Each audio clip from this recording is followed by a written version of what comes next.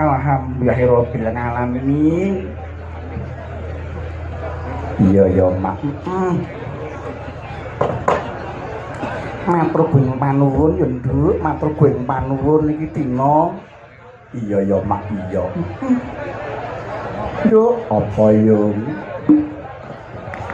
Ayo tansah muji syukur alhamdulillah mugi kasugengan karaharjan lan katentreman.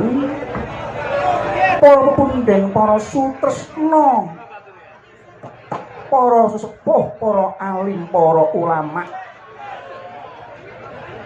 Iya.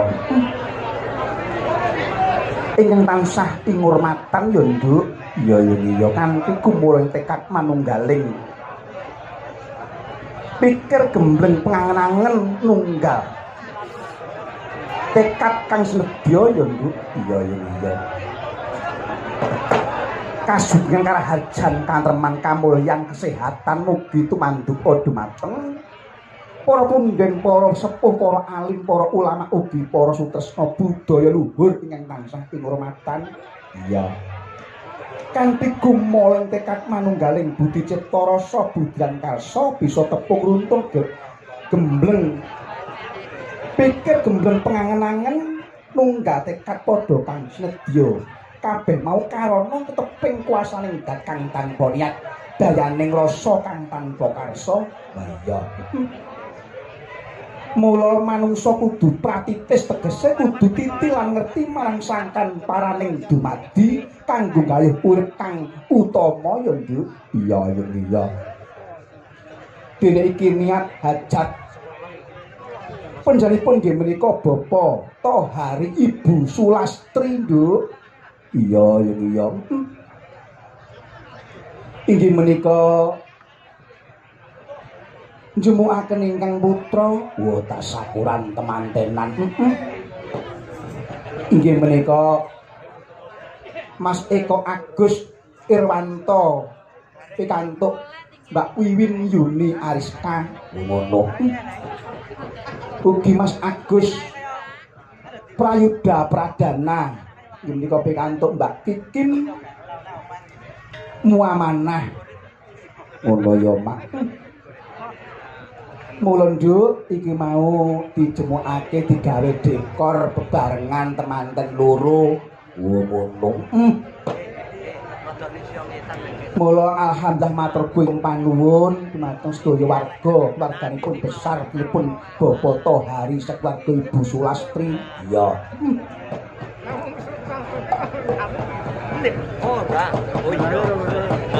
Mugi-mugi dados keluarga ingkang dipun ridhoi dumateng Gusti Allah, keluarga ingkang sakinah mawaddah lan warahmah, dados keluarga ingkang kebak nikmatul iman, nikmatul Islam, lan nikmatul sehat ya Nduk. Amin amin ya rabbal alamin. Mula pamujine awake dhewe keluarga agung panjenenganipun menika Bapak Tohari Ibu Sulastri sakeluarga tebih saking suker sakit, tebih saking panggoda pangrencana, sumingkir sumilat sekabeh, trimala nirmala, nirbaya nirwikara, nirsengsara nircoba nirbencana. Allahumma amin. Dados keluarga ingkang badatun thaibatun warabun ghafur.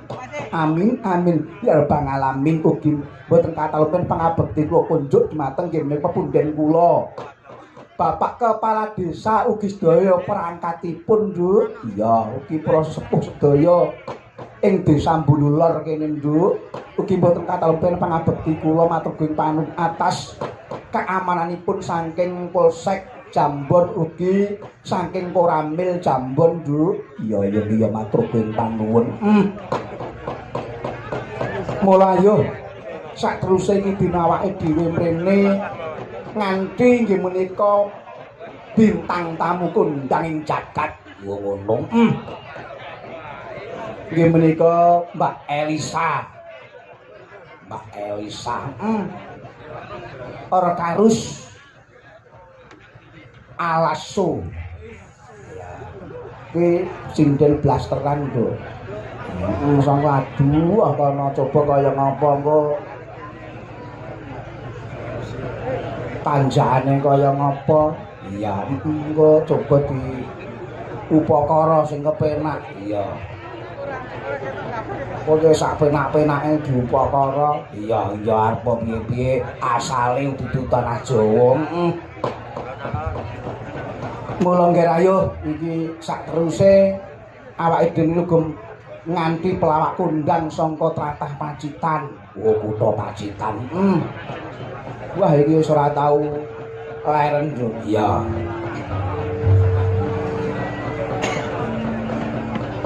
Coba ayo supaya didhawuhi mrene.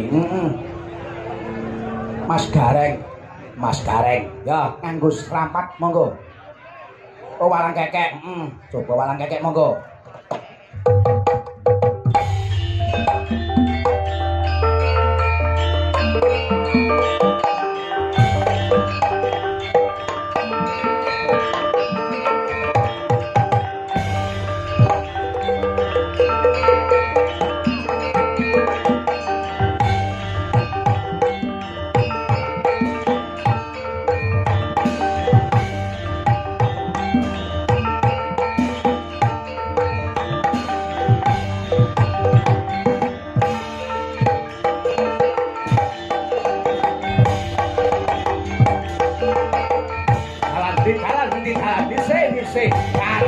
Kareng metu.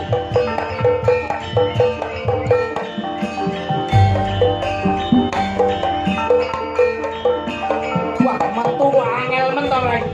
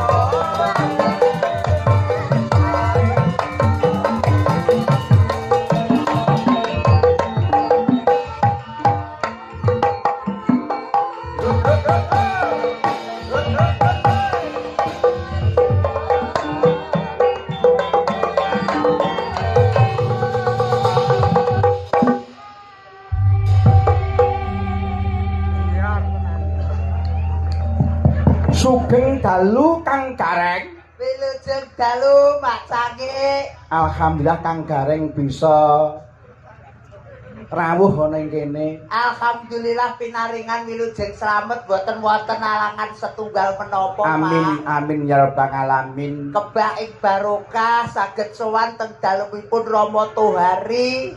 Kawilujengan kebagas warasan guyub rukun tangga tepalih luar biasa. Inggih Kang Gareng. Katitik dalu menika kajatipun menapa, Mak? Inggih menika tasyakuran pernikahan Kang Gareng. Pernikahan kena diwarnani golek jodoh, golek pangupa jiwa wong sak keloron. Mula panjenenganipun Bapak Tohari sekaliyan Ibu Sulastri ora bedak-bedakne merga beliau putrinipun menika kalih. Iya Kang Gareng. Disyukuri ngarsanipun Gusti Kang Maha Agung bengi niki ditanggapne wayangan dalange Ki Marsudi Bawa Leksana saking Laladan Tanjung Rejo. Tanjung Rejo to Mas nggih? Nggih, leres. Kula wis ngalih lho biyen kaya Tanjung Rejo. Alhamdulillah. Wah, bengi niki saestu Mak Cange. Nggih Kang Gareng. Penontone tumplek blek. Wah, Tumplek blek sedaya madhep teng mriki, Mas. Nggih, Ya. mboten wonten sing madhep mriko, mboten wonten. Madhep kidul nggih mboten wonten. eneng Kang Gareng. Ora enek to, Mas. Sisih pojok kulon kidul kae. Lah kenapa? Kae penting. Lah kok iso penting niku lho. Ayo mpu ora ngerti yo Marpron. Yo. Alhamdulillah menika mboten benten-bentene Mak Cange. Nggih. Menika para kadang sinoman, sesepuh pini sepuh, keluarga besar ugi pusaraning adil, pucuk pimpinan wonten ing Laladan Jambon mriki, Mas. Iya pancen mengkono Kang Leres Gareng. beliau panjenenganipun Bapak Kepala Desa ingkang rawuh, panjenenganipun Ketua BPD rawuh, Ketua LPMD rawuh, tokoh masyarakat sedayanipun wonten ing Laladan Hulu Kidul. Iya Kang Gareng. Bulu lor Kang Gareng. Lah iya aku ndek ben bar main kok Hulu Kidul iki ngalih ngalor. Ya wis suwe lho Mas. Wis Ya. suwe kula teng Kilen riku nggih kalih jenengan lho. Nggone Mbah Sijem. Gangge tenggane Bu Sijem niku lah. Ya, sehat nggih Bu nggih. Alhamdulillah. Nggih kula pesen nggih Bu nggih. Gawe kopi sing rada legi. Bu Sijem. Heeh. Saking nesune kula teng mriku pase kan udan to niku. Iya, Kang Wah, Gareng. Alhamdulillah teng mriki nggene Bu Sulastri terang benderang. Kene iki nggone putrane Bu Sijem lho, Reng. Bu Sijem ya Allah. Bu Sulastri niku. Bu Sulastri kuwi putrane Bu Sijem. Bu Sijem ingkang angka pinten? Ingkang monggo pinten? Setunggal. Alhamdulillah. Wah, priyanginipun Mbak Sulastri iki ayune Piyuh pol pokoke. Sing jenenge Mas Marsudi. Blobo, blater, sumeh, semeleh. Wah, tenan. Lek niku lek pamane teng lek tindak ngoten ngeten. Jan ngowet. Ngeten lek Bu Sulastri niku lek tindak mesti ngeten. Iya. Ning niku lek wayah siang lho. Heeh. Benten lek enjing. Nek esuk